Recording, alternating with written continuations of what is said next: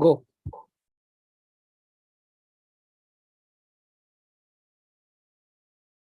All right. Good afternoon, everyone who's watching this. Welcome to our panel, which is called "From the Workplace of from the Desk of a T1D." And today I have with me Akshara and Anindita, both of whom are HR professionals living with T1D. And the reason why we have them with us on this panel is because we'll be talking about how to make workplaces more inclusive for people living with T1D. So the idea for us is to sort of explore what are the ways in which we can, equip.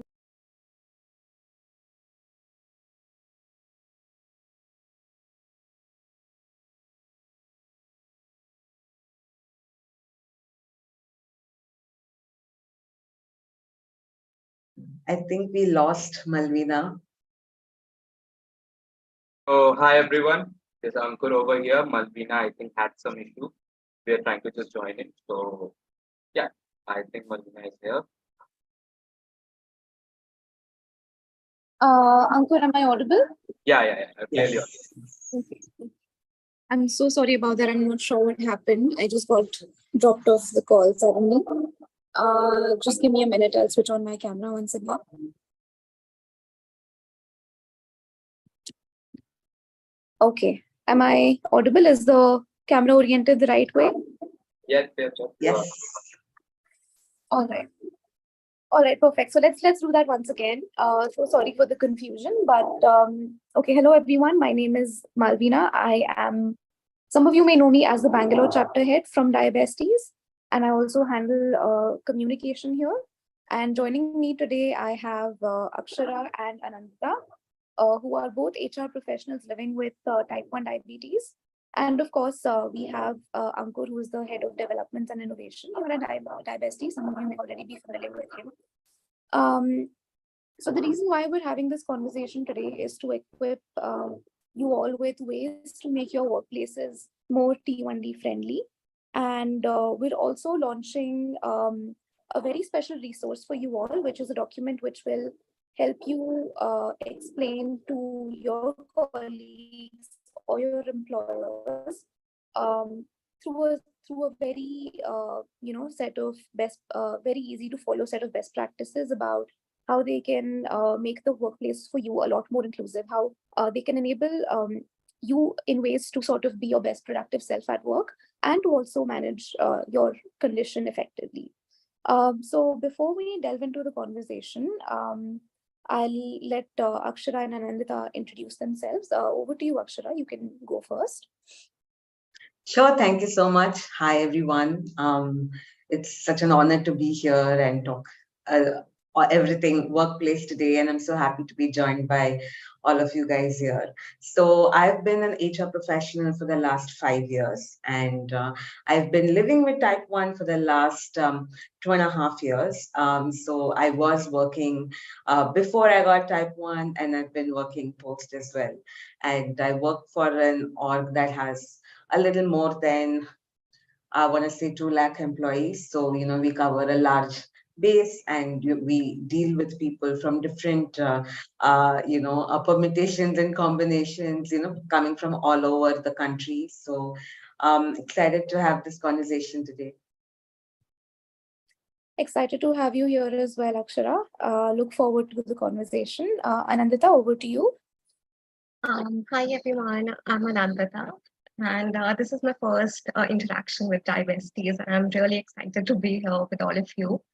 So a little about myself. I am an HR professional for the last 3 years, over 3 years now.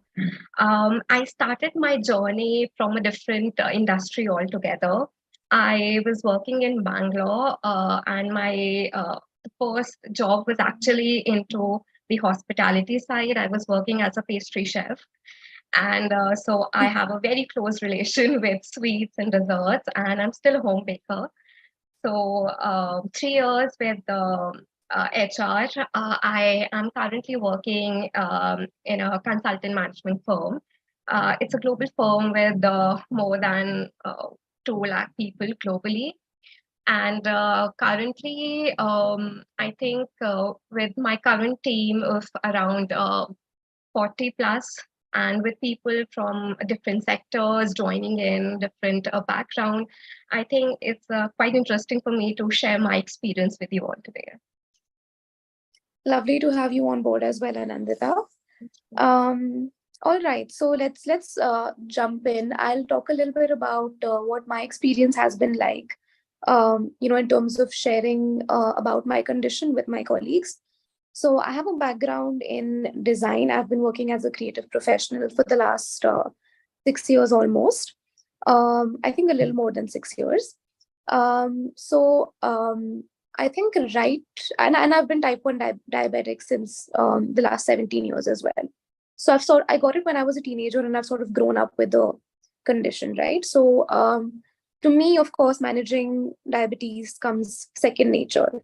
And my strategy since the beginning in terms of telling people about my condition, whether that's my colleagues or immediate circle or close friends or even my partner for that matter, is that it's always best to let them know from day one, simply because when you're living with type 1 diabetes and you're around other people, it's best that they know about your condition in case they have to help you get through an emergency, whether it's a hypoglycemia or a hyperglycemia event.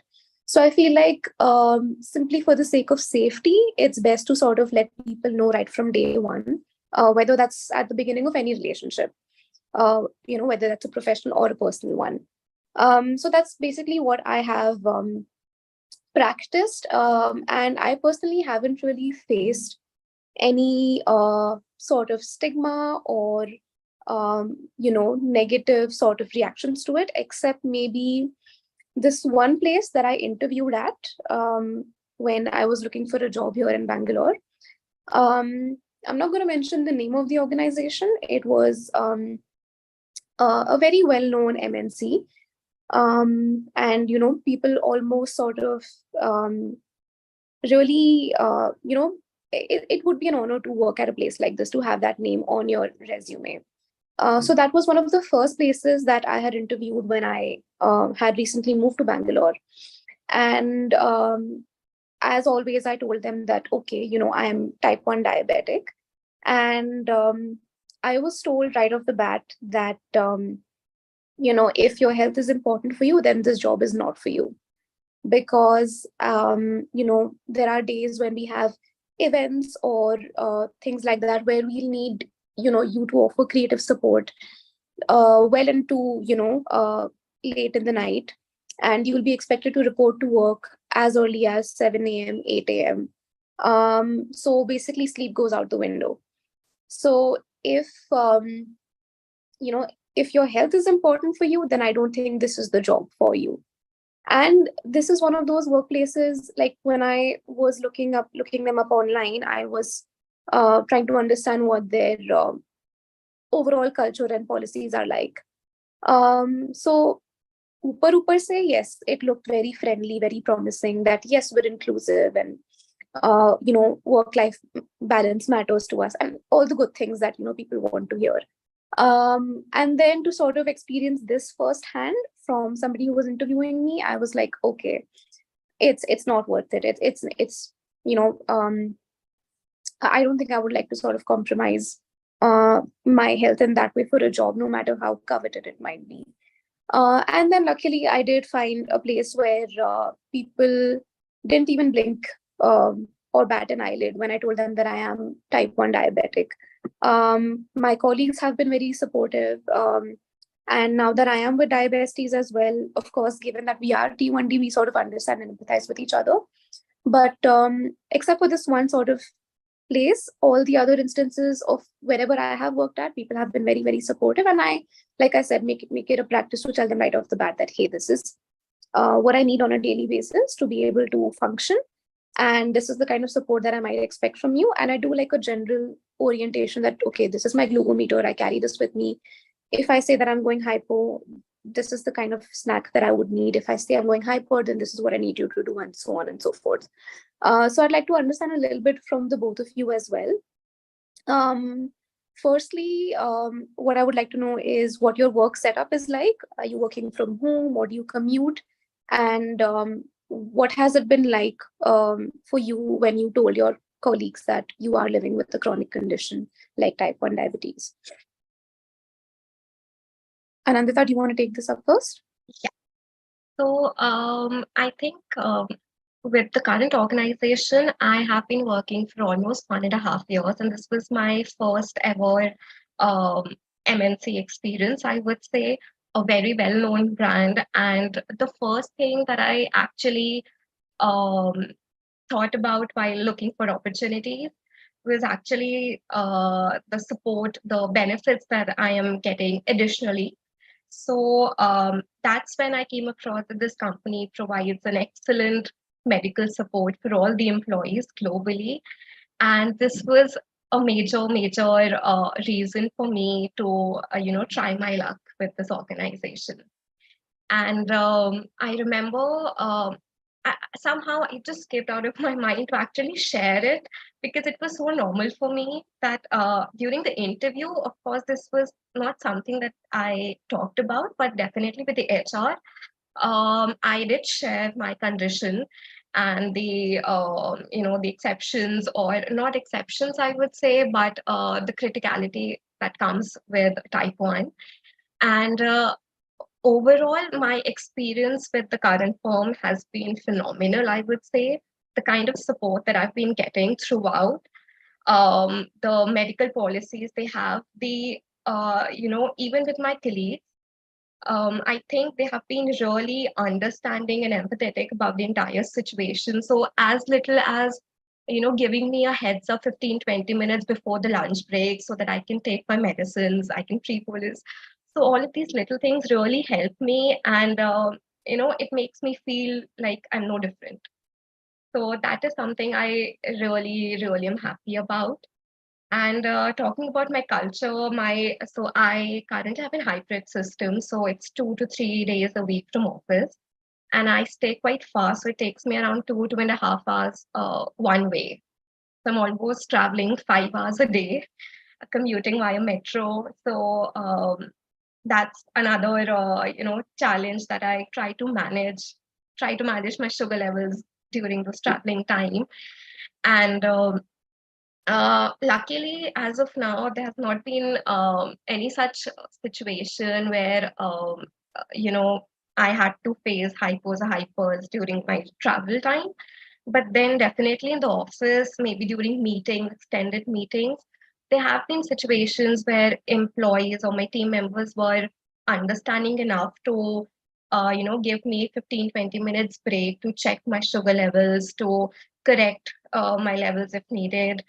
So I try my best to explain them um, at a very basic level, not to bombard them with a lot of information, definitely. But every day, I think it's a new learning for them, and as well as for me to share my experience and little tips and tricks that can help me and also aware them in general, not just for me, but for anybody they come across with type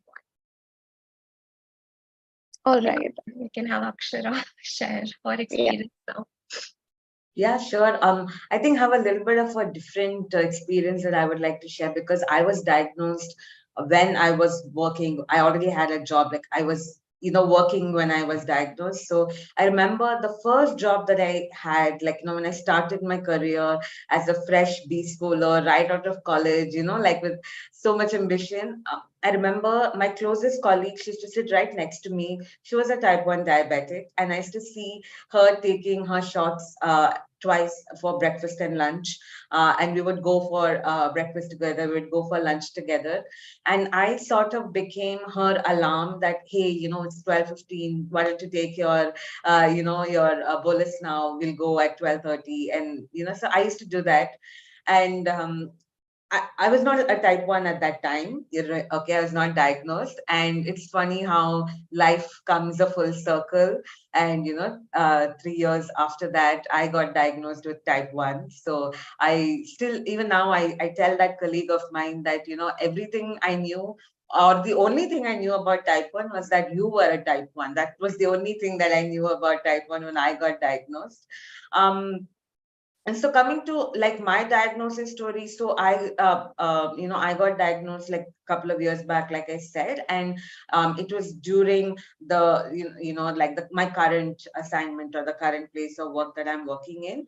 And similar to what Anindita said, I do have very supportive colleagues. A lot of them do understand, and I think right now, post this COVID era, a lot of people are more sensitive to each other's health issues. We take that more seriously. I remember earlier our breakfast used to be at crazy times, our lunch used to be like whatever, and we would mandatorily in office we would have a dessert after lunch. But now I think a lot of people are more cautious about the food that they're having, about the the time that they're spending to exercise, and so I think a lot of more conscious effort is being made to take a healthier lifestyle, at least for most people. But I do have a couple of instances where we did have like a team meeting or like an offsite where we had gone together, and we were continuously playing something physical activity, and I felt myself going low, and there was a point where it was like a severe hypo. I was like a 25 or a 35, and unfortunately all of my colleagues are like, she needs a shot, give her insulin. And then I don't know what came into me. I'm like, no, you will kill me, don't do that. And luckily I had some juice, and I had some candy is usually how I treat my hypo. It's like a cheat meal whenever I get a hypo. So so yeah, so I think at that on that day, I realized it's very important for some of these close colleagues of mine, at least one or two people, for them to know, hypo like this. What does that mean? What can they do?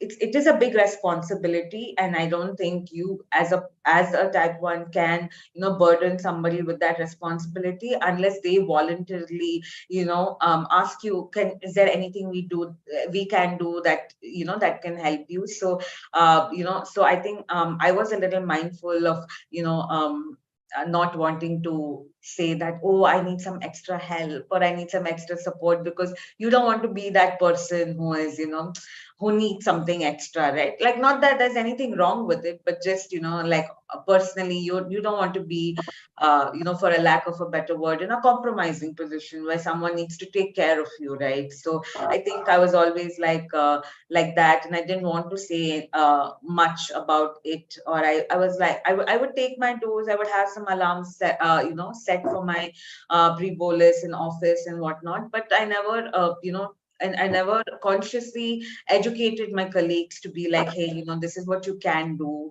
or this is what this is how you can help me. That never crossed my mind until that hypoinsulin that happened at work.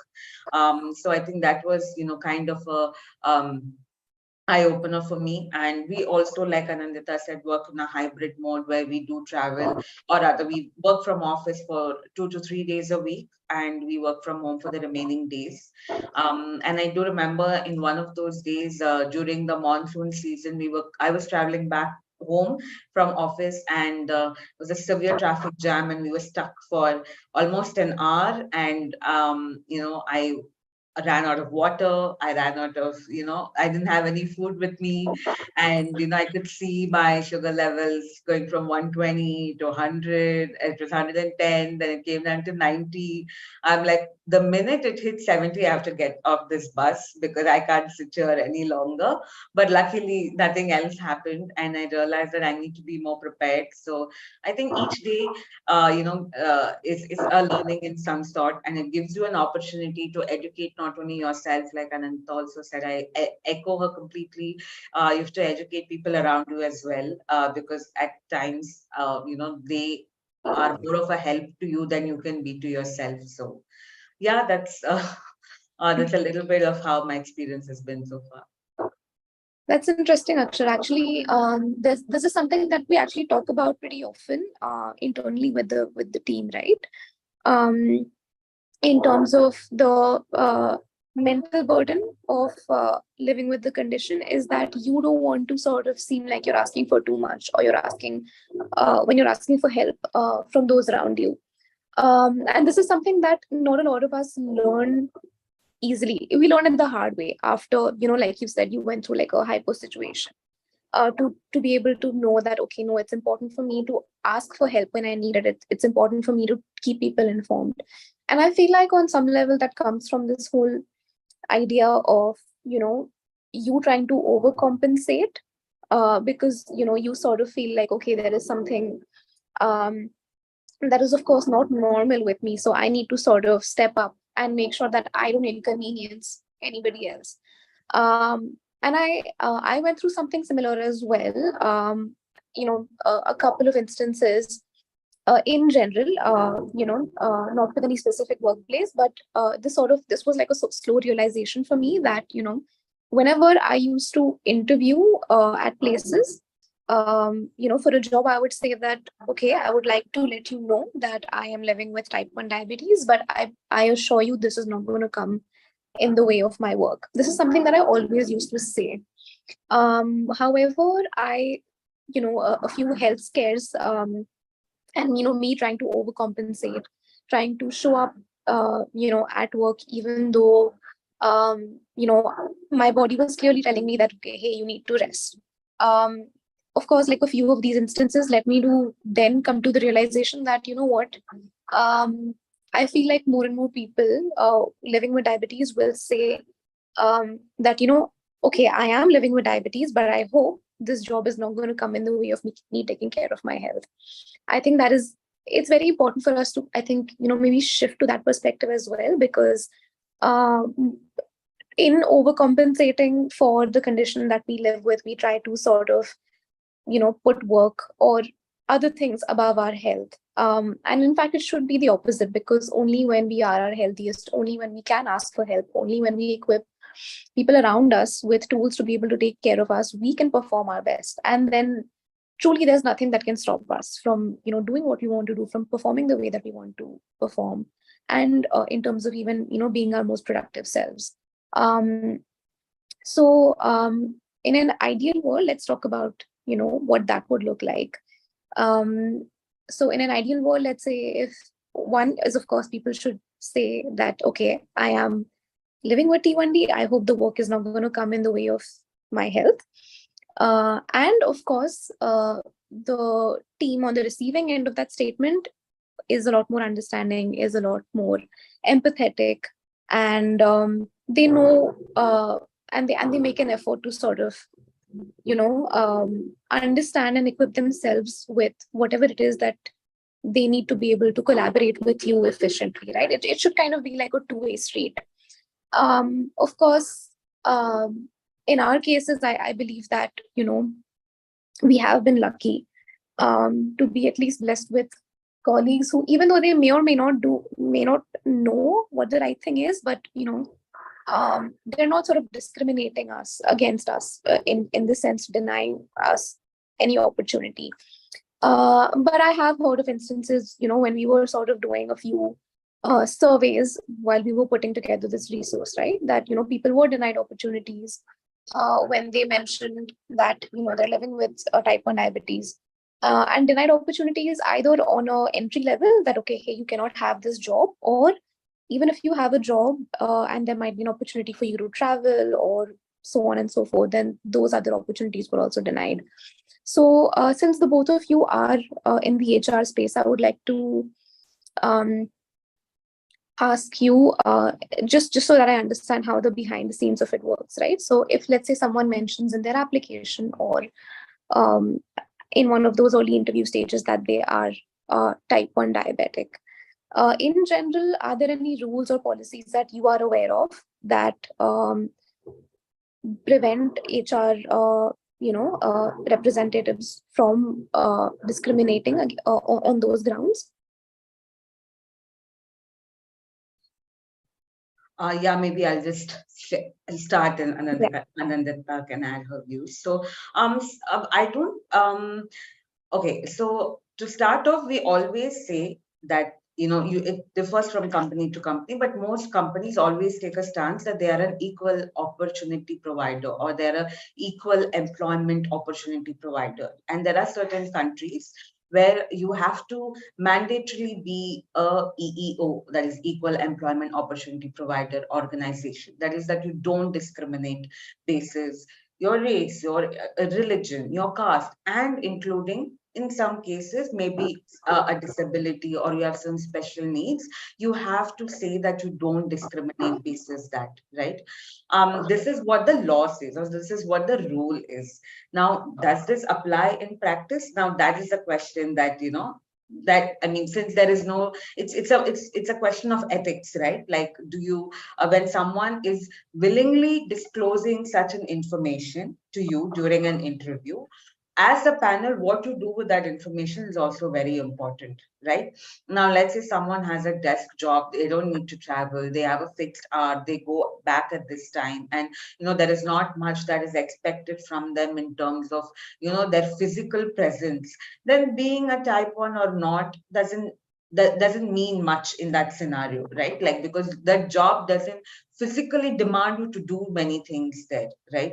Whereas if it is a job where you need to be present, you need to be available on call different hours of the day, again it depends, right? Maybe you or Malveena or Anindita as type 1 feel like, yeah, so what, like how does me being a type 1 stop me from doing these things, right?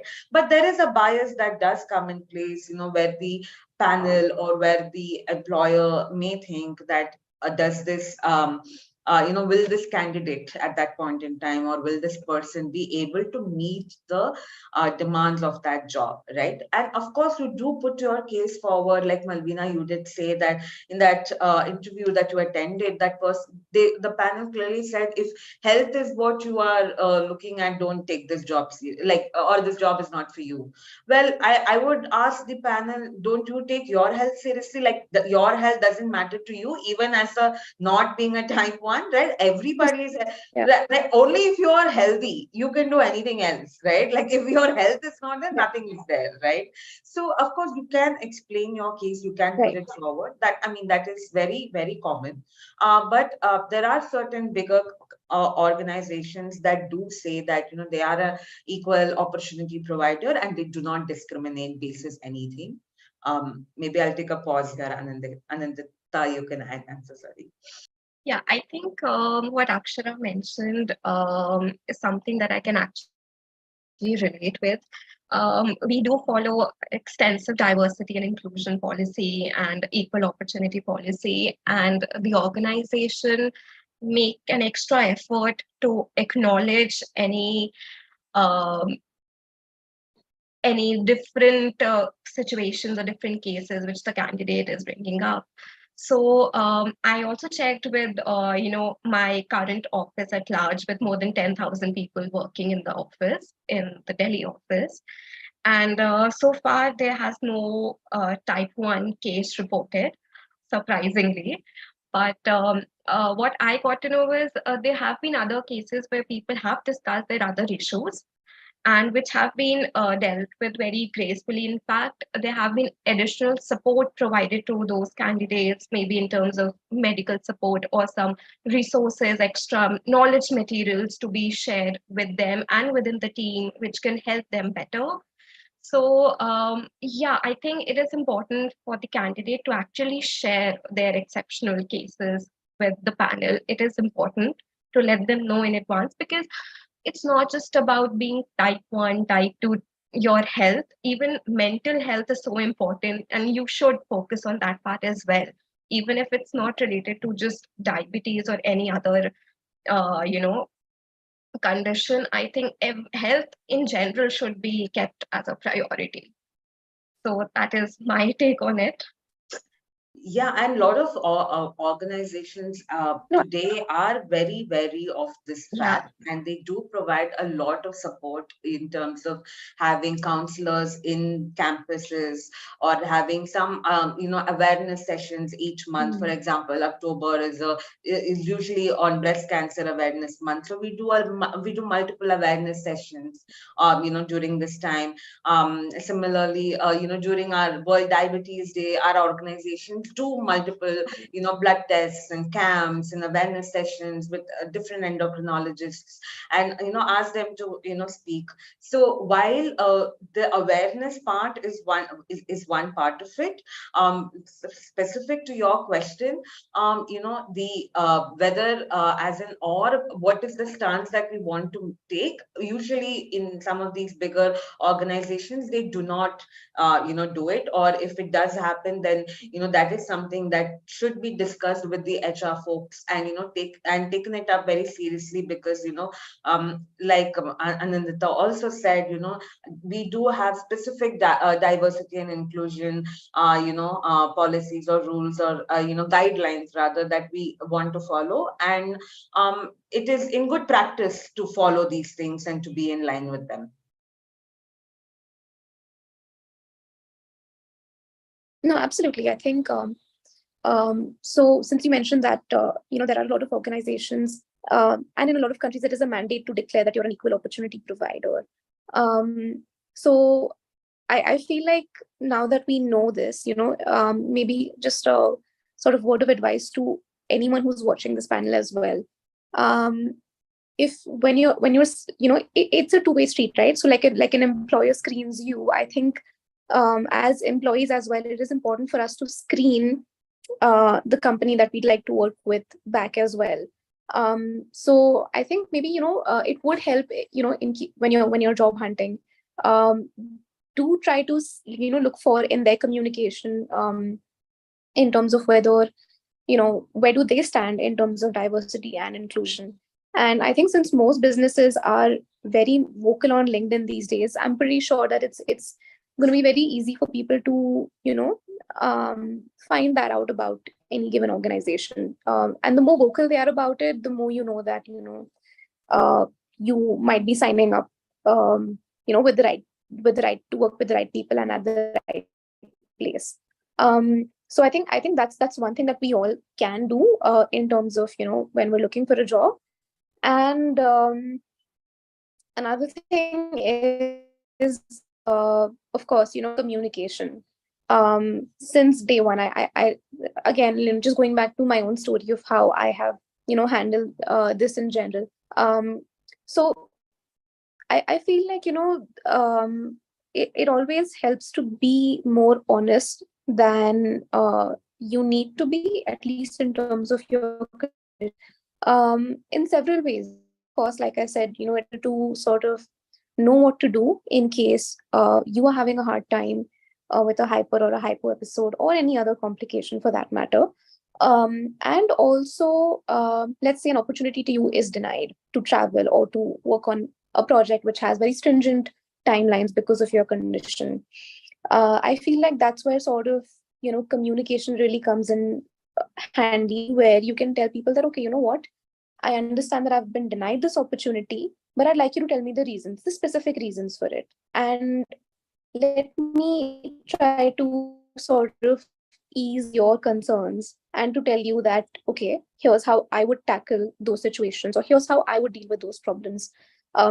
Let's say if someone says ki travel nahi kar sakte, the travels will be during odd hours or whatever, you can very much sort of communicate with them and respond to them by saying that if I keep checking my sugar levels frequently, and I carry my kit with me, I'm sorted. I know what I need to do in that moment to deal with that high or low blood sugar. So if I'm doing that, then there is no reason for me to not be able to perform, or to not be able to deliver on a project.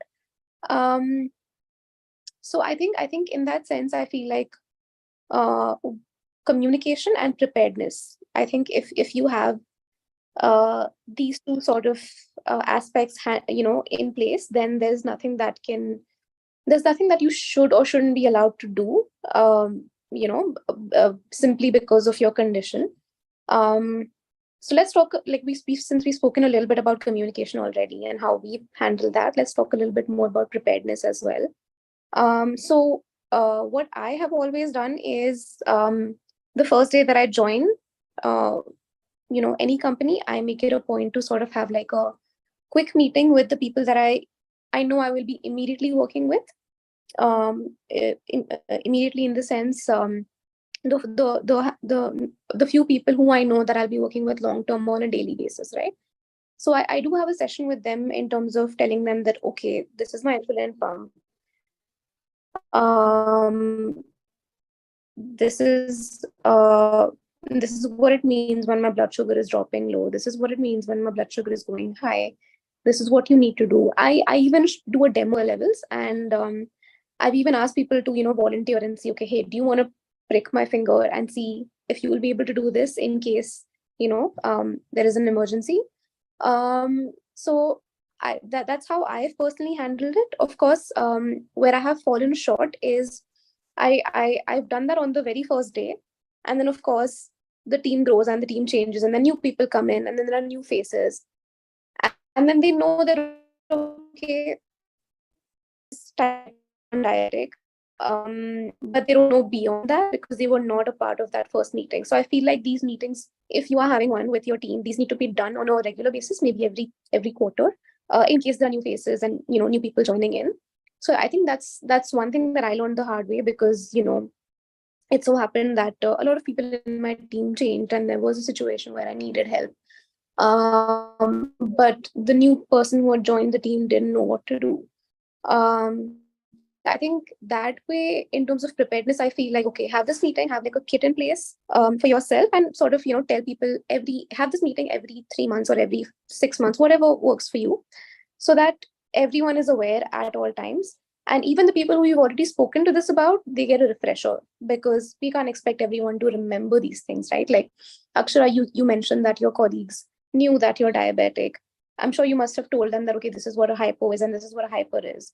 But when you were going hyper, they were like, oh, she needs insulin.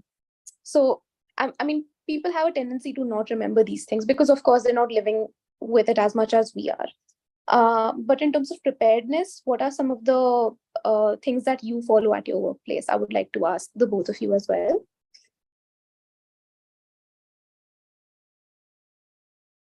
Anindita, do you want to take this up first? I think Clayton mentioned Malveena regarding how we can actually make our team aware about our situations and give them a refresher every quarter or so. What I also feel in my case, I think some basic resources, like something maybe a short presentation, a short interactive video, or something which might help them understand it better. Even like, as you mentioned during the interviews, when you try to communicate your situation with the company or the panel, I think the gap comes where we try our best to explain them, but they might not be able to understand it the way we actually want them to understand. So I Right. think some prerequisites, some resource which can sum it up for them in a better way, even if you're not working there, even if you're not joining the organization, but something that can actually help the future incoming candidates, I would say, or just giving that little bit to the society is something which can help. And what I have been practicing with my team is I make them know where I have my my hyper treat, or the juices or the candies, where I have it in my bag, my glucometer, how to check my readings. So this is something which I try and explain them every week, or maybe during our lunchtime. So little by little, some information is getting transferred, and they often ask me questions about it, which I really enjoy addressing to, because that is the whole point of it. And something as basic as, I tell them, okay, let's after meal, let's go for a 15-20 minute walk. So that'll just help me lower down my sugar, and we'll check after, after this 20 minutes of walk, you can check my sugar level. So let's see how it makes the difference.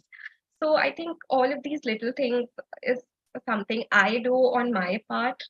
And I'm still looking for support, some material which can help them understand it even better. So I think today's session will definitely add something to the entire purpose of it. Absolutely. So we have good news for you there. Since we are launching our resource, that's something that you can immediately circulate with people in your team. And we'll have Ankur sort of explain to us how the resource works as well. But Akshara, do you want to tell us a little bit about how you stay prepared for emergencies at the workplace? Yeah, sure. I think I agree with Anindita 100%. I think having a resource will be so helpful. And I don't have to give those 20-minute Gyan sessions where I'm sure people doze off after the first 5 minutes. But I think constantly talking about it is very important because people will forget. And recently, I think just last week, one of my colleague asked me, it was really hot and I wanted to keep the fan on in my bay. And then my colleague asked me, oh, does taking insulin make you feel very hot? Okay, so, you still get all these stupid comments from people around you that just makes you want to pull your hair out. But it's probably because they don't know better, like they don't know anybody else around them who are vocal about it. Maybe they have it, but maybe they're not vocal about it, or they've just ignored it. They don't know anything, right? So I think it is important for you to be like, no, that doesn't happen. I'm feeling hot, which has nothing to do with me having diabetes, right? So I think so like I said, I think constantly talking about it is very important. Recently I had a leg injury. I had my ACL torn, and one of my colleagues said, oh, there's a very small surgery, you can just go do that, it'll barely take you any time, it'll heal you right up. But for me, it's not so easy because I need to ensure my sugars are in control. I need to ensure I'm prepared for the surgery. Recovery takes longer for me. Like, I don't want to do all that, right? So I had to tell them that, hey, it's not so simple for me. Like, I really need to think it through if I want to go under the knife, if I want to get surgery done. It's not like as simple as it would be for someone else. And they really understood. They're like, oh, I'm so sorry, I didn't know about this. So I think talking about it, and maybe not like you said, maybe not every quarter or something, but bringing it up when it matters, rather than just being like, no, that wouldn't work for me. But just telling them, taking that 2 minutes extra to just say why it wouldn't work for you the way it would work for someone else. I think that makes a big difference. That's what I've noticed. And definitely having a resource, or just having to show somebody something is probably the easiest way to do it. And I'm so excited, and I can't wait for the launch of the resource. Sure. Thanks for that, Akshara. I think that was a very interesting example that you shared, right? So, when you say that people make comments and remarks like this, so I know we're talking about launching our workplace resource here, but to all our viewers, I'd also like to mention that since Akshara mentioned this, we're also actively working towards helping people living with diabetes deal with any kind of stigma, right? And some of these comments might be stigmatizing. Some of them might be coming from a place of unawareness, like Akshara mentioned, because simply, people just don't know any better. And what they can do is, in terms of, having these conversations a lot more empathetically, is, try to equip themselves with the language to sort of, what would be the right way to ask, or what would be the right way to say these things, right? Um, so we also do have these mini books called Language Matters. For your immediate circle, for people who are working in the media space, for friends and family as well as for healthcare professionals, right? So just plugging that in here as well. Although we will talk about our workplace resource, which does include aspect of what kind of empathetic language you can use to sort of when you're working with people living with diabetes. But if you, for any of our viewers here who would like to know more about how can you sort of equip the people around you with that kind of language, simply, it can even be something like, like someone says to you, hey, you're type 1 diabetic, are you sure you should be eating that? So asking things like this, there's a right and wrong way to do it, of course. And the right way to do it would be, hey, you're eating that, and I know that you're diabetic. I'm just wondering what will that do to your sugar levels and how will you manage them? So asking a more specific question versus, are you sure you should be eating that? Because it just makes you feel guilty. So there's just like two ways of asking that question. One is, of course, how do you make the other person know that you're not trying to shame them, you're just genuinely curious and you're genuinely concerned. And a lot of those things are covered in our language matters guides as well. So I would encourage all of those who are watching this to sort of take a look at some of those resources in addition to the workplace resource as well. But yeah, language does matter, and how you sort of ask people these things and how you know address these things. One thing that, Anindita, you also mentioned that you find it very exciting when people ask you questions, because that is the point of it, right? So curiosity, asking questions, there's absolutely nothing wrong with that. So to any of the people that we work with who are watching this as well, we'd like to sort of tell you all as well that, of course, please ask away. We do want to help you understand our condition better, because like I keep saying, it's a two-way street. So there is no wrong question, but yes, there is a right way to ask all of these questions. All right, so I think since we have mentioned the resource so many times already, I think it's time to sort of call Ankur in as well. And Ankur, could you just tell us a little bit more about this resource? What was the thought process behind designing it, and how can someone use it? All right. Thank you, Malveena. So, hi everyone. This is Ankur. You might have seen me once or twice in Diabesties events. As you know, I am the head of development and innovation at the Diabesties Foundation. And I have been, obviously, I have been a type 1 myself from I've told you. And to be honest, when I made this resource, first of all, I feel myself as very lucky because I got to make this resource for my friends who are living with this condition. It brings me huge joy for that. This idea of resource, if I start with that, to be honest, it's very simple. I was at my friend's office and I was talking to his boss, and he suddenly mentions my condition, and then we had a little chat, and suddenly asked a very random question. What special treatment do you need when you're having type 1 diabetes? Then that clicked. Most of the people don't know what is type 1 and how to tackle type 1. So I went to my team, and that's when the idea came of creating a guidebook for the whole office, from the employer to the type 1 himself, to the person living with type 1 himself, which can enhance the communication, the care, the awareness, everything at one place. So after the mammoth of 6 months of mammoth effort, you guys get this beautiful resource. So I'll take you guys to a tour of diabetes at work, what I like to call it, and we'll share some stories of the back end work and everything. And before starting, I would like to tell whosoever is watching this that this particular resource is very special because it covers all the aspects of being a type 1. It covers the basics, which is what is type 1 and how it is tackled. It covers the stigma, which is what we are focusing on right now. There is a lot of stigma around uh, diabetes. Type 1 diabetes, type 2 diabetes, I'm not mentioning the type right here, which I should, but diabetes in general as well, that we have a lot of stigma and myths.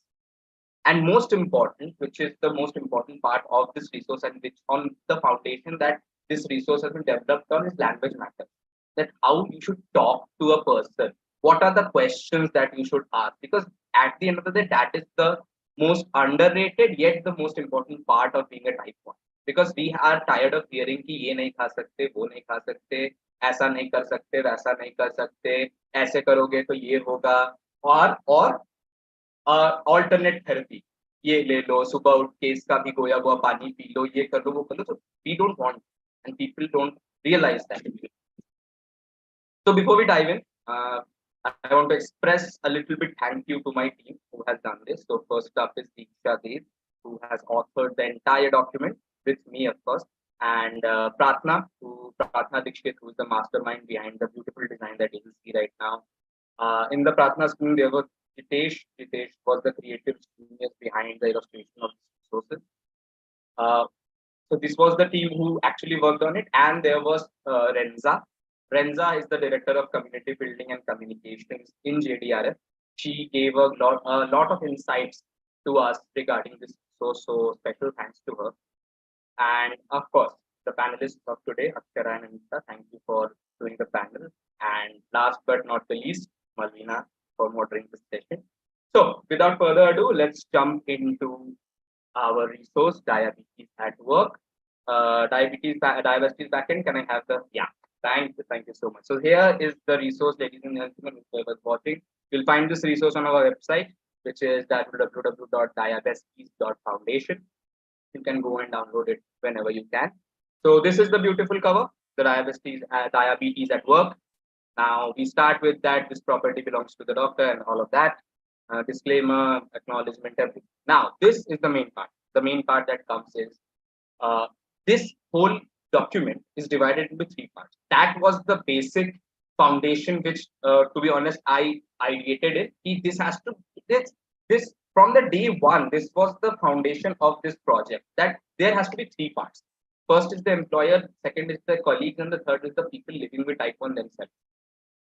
Why the employers? Because they are the one who actually need to know. They are the one who actually provide you those services, those humanitarian grounds. That if you need a 15-minute break, you have to go to your manager. And this employer doesn't mean that the owner of the company. It can mean your manager as well. It can mean your direct manager as well, or the HR as well of your company. So this was the basic, priority. The message should go to the employers, and how to communicate that. This is particularly the doubt. Then comes the colleagues, because they are your friends, they are your work buddies. You spend, I think, 60% of the day's time with them. They are around you every time. So they should know, they must know about your condition and how to tackle your condition, as well as what to ask and what to say. That's the main part. Again, focusing on language matters here. That is what we are trying to achieve. Sometimes what happens, what we have seen while I was interviewing a few people regarding this, that I have found out that colleagues, most of the time, they changed into a moral policing kind of a thing.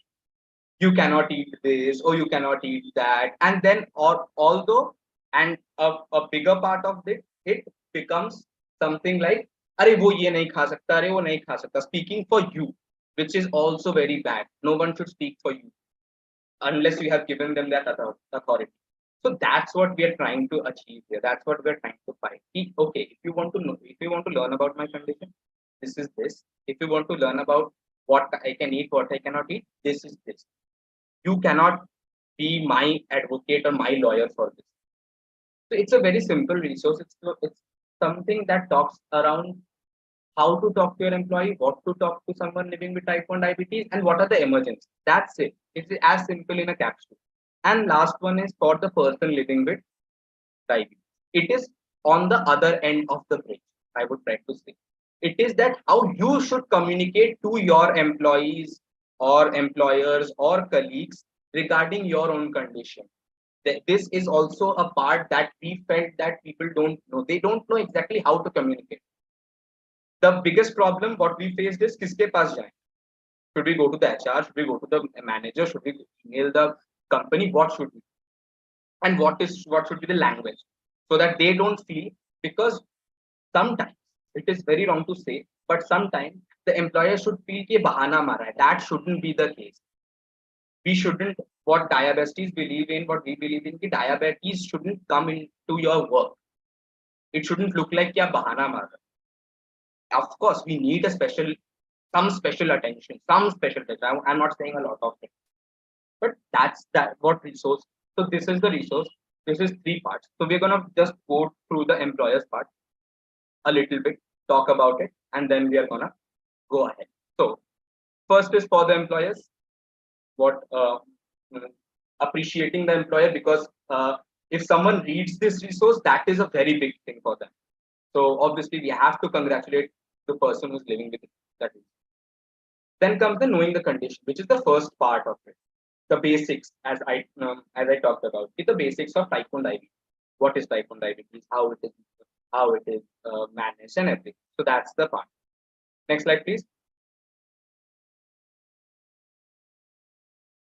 So again, you see these beautiful illustrations, which is done by Jitesh himself. So it is that it is very simple, very graphical. What you should do. So what is diabetes? So people living with diabetes take insulin every day, check blood sugar. These are things that should be normalized. Taking 6 times a day sugar or taking insulin every day.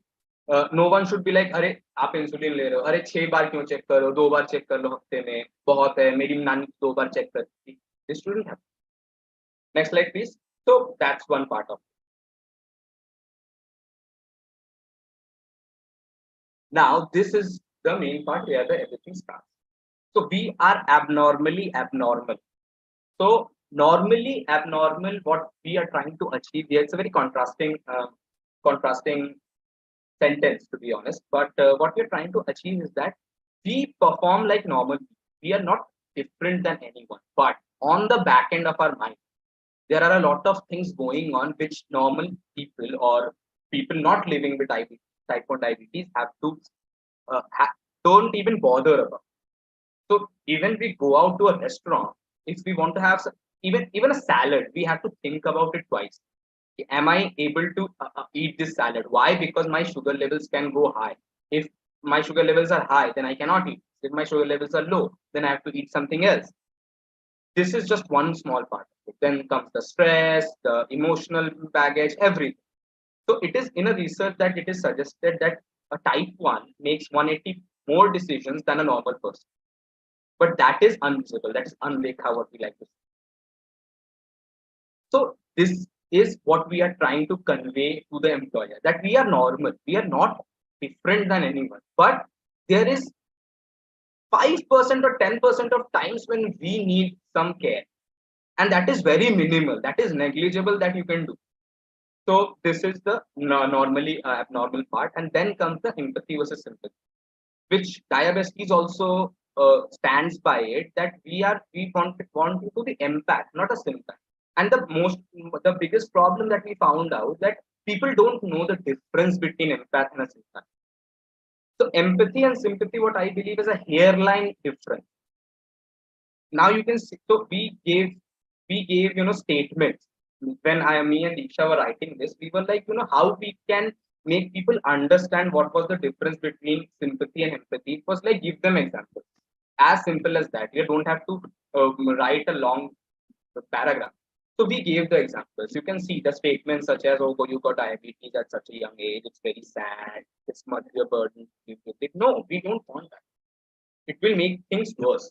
It will make our mental health worse.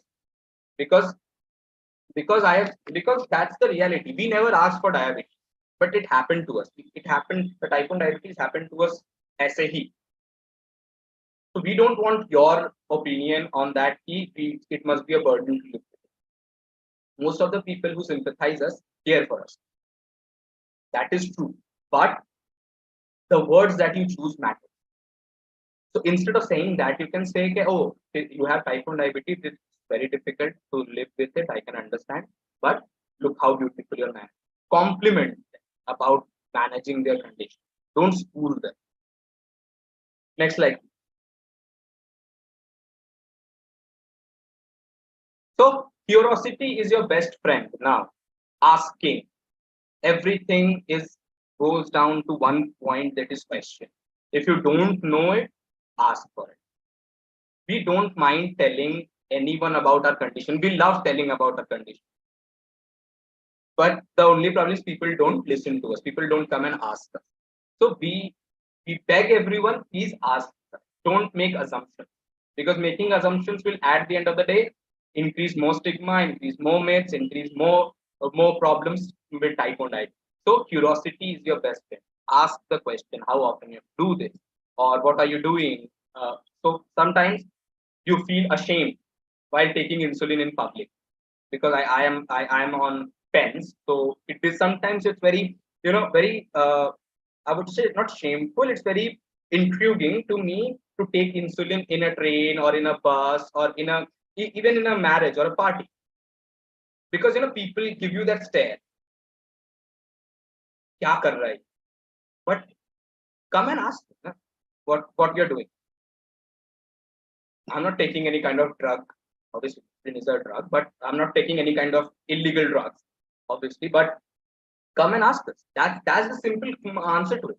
There is no rocket science in this. Key. You have to assume anything. Next slide, please. Thank you. But that also comes with boundaries of asking. How much you can ask. If you get into कि ये क्या है, वो क्या है, ऐसा क्या है, वैसा क्या है, it can be overwhelming for both of you. For the person living with type 1 as well as the person asking. So not to overwhelm anything, have boundaries. Okay, you can ask this question. Are you comfortable with talking about diabetes? Many people are not comfortable in talking about their condition, and that's fine. You shouldn't intrigue. अरे मैं ही तो हूँ, बताना क्या हो जाएगा. मैं ही तो हूँ, बताना क्या हो जाएगा is not a good answer for this. I am not okay to tell you about my condition. That's fine. That should be fine. Then comes type the type, which is very important, which is what we in language matters where we actually stand for. Is mentioning the type is very important in diabetes, because all of the diabetes, the 7 types mentioned by ADA, is very different from each other. Type 1 and type 2 are heaven and hell. They are sky and the earth difference from each other. But people mention diabetes as one single term, and they don't even understand that there are different type of diabetes. So it is very particular, it is a must, I would say, to mention your type. I am type 1 diabetic, or I am living with type 1 diabetes. I am living with type 2 diabetes. Because I have seen most of the comedians, I have seen one comedian, his name is Gabriel Iglesias. In his show, he always mentions that I am living with type 2 diabetes, and he put emphasis on type 2. And I love that, and I love that man for that, because he creates a small awareness with that word itself. If you say I am living with type 1, people लोगों के दिमाग में तुरंत आएगा कि type 1 diabetes क्या है, because diabetes तो सबको मालूम है, but type 1, type 2, लाडा मोडी सबको नहीं मालूम है. उनके दिमाग में अचानक से क्वेश्चन है कि type 1 क्या है, बता दो. Then you can go ahead and tell your condition. So mentioning the type is very, very important. Next question. Sorry, next slide. Then we are people living with diabetes and the comfortable environment. And as you have seen, if Malveena, Akshara, Ranjana, those people who are watching, you have seen that they have used the word living with type 1 diabetes or living with diabetes. We never say we are suffering from diabetes. We never say we are diabetic or we are patients of diabetes, because that implies a negativity. We are not suffering from it. Yes, we have to manage it. Yes, we have to take a lot of decisions, but we are not sad about it anymore. We are living with it. It's a roommate for us. It's an unwanted roommate for us. So you don't have to use the word patient. You should never use the word patient or suffering, because that brings up negativity. Because we are not patient. We don't go to an hospital. We are admitted to a hospital. No, we might go to a hospital when we are PK, but not in normal life. We lead as normal life as you can. If you can climb 100 stairs, we can climb 150 stairs. But that's what we are. And just because we are living with a condition, so we are living with a condition. We are not suffering from diabetes, or we are diabetic. And then comes the comfortable environment. The comfortable environment is that most of the time we have hypo, which is called hypoglycemia, and hyperglycemia. So what can be done? What can we do? To make the environment more diabetic friendly. So giving extra breaks, hyper and hypo tax, extending the deadlines during hypo and hyper, or if you're in a meeting, you can be excused for like 15 minutes, or stocking a hypo treat and providing a comfortable environment to inject yourself or monitor your blood. So that's one thing. Next slide, please.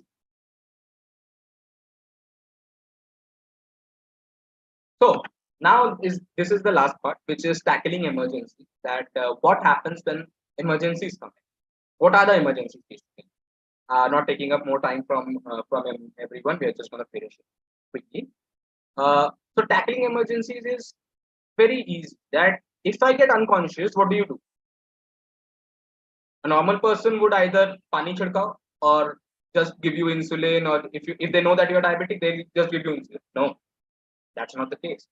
You have to check your blood sugar. If it is less than if it is less than 70, give them a hypotensive.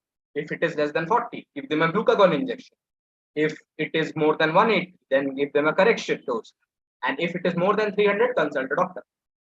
Even if they don't regain consciousness, take them to the hospital and look on their medical ID. So Diabesties has this medical ID where you can order the medical ID. It has all your information, as well as it has a disclaimer that you are type 1 diabetic. You need this help, so that any doctor or any paramedical can see your medical ID and they know that you are type 1 diabetic and they know what to do with type 1 diabetic. So that's the tackling emergencies. That is for the employer to read and they would know that what to do in your emergency. Next slide, please. I think that is done. Yeah, इसके बाद आता है for the colleagues, which I'm not going to go. This is for you guys to read, for the people who are going to download it to read.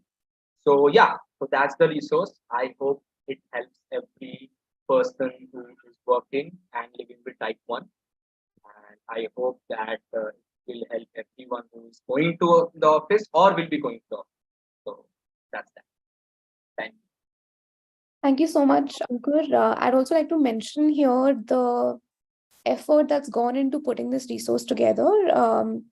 And I know for a fact that Ankur has taken meticulous notes while interviewing, I don't know, at least 30 to 40 people from different age groups and different types of jobs to understand what kind of challenges people face on a daily basis. And which is why, this project again is rooted in empathy. We keep talking about empathy versus sympathy, right? So, and another thing that Ankur mentioned very importantly was that, it's important for us to be included in how we want to be talked about and how we want to be advocated. And that's precisely why so many people were interviewed to understand their stories before, we sort of put this resource together.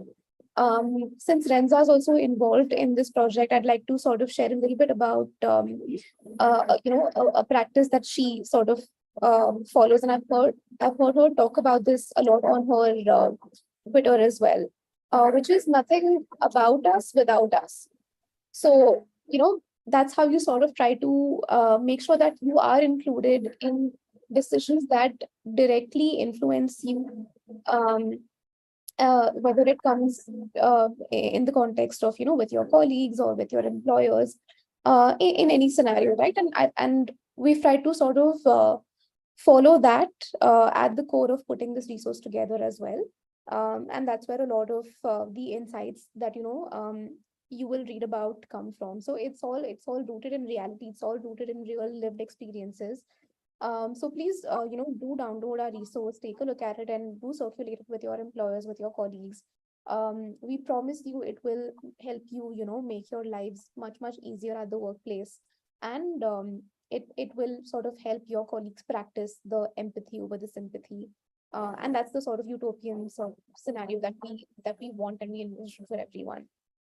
Before we wrap up, in addition to the resource, like I mentioned, I'd just like to plug in a few more resources that can come in handy. One is, of course, our Language Matters guide, and of course, the medical ID that Ankur mentioned as well. So the medical ID can come in especially handy if you're working with a much larger team. Let's say you're working on a floor with like 200 people, you might be in the canteen and something happens to you. So that's where your medical ID might come in handy, where let's say somebody who may not be from your immediate team, so of course they don't know about you, but if you have that ID on you, then they can of course follow the necessary steps to get you the help that you need. So all of these resources are available for you all on our website. And thank you so much to everyone once again who has been involved in creating this resource, especially a big round of applause for Ankur for all the sort of effort that he's put in terms of not just interviewing the people, but reviewing it multiple times and fine-tuning the detail at every stage as well. And thank you so much to Akshara and Anindita as well for your time and for all of your valuable insights and practical tips for all of our viewers today.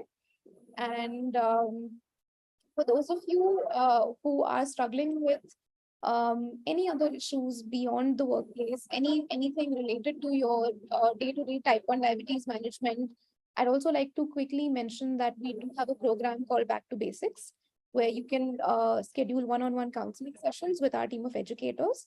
So, if anything is coming in the way of your daily life, in the way of your work, whether that's insulin management that you're struggling with, maybe you want to get better at counting and managing your nutrition, or it could even be the mental health aspect of it. Do reach out to us through the B2B chatbot that we have. You'll find all the information for it on our Instagram channel. Do follow us on YouTube as well for a lot of engaging content that we put up in general. And thank you so much for joining us. So I hope you all have a lovely weekend. And yeah, do check out our resource. And I hope that it is as helpful for you as we want it to be. Thank you.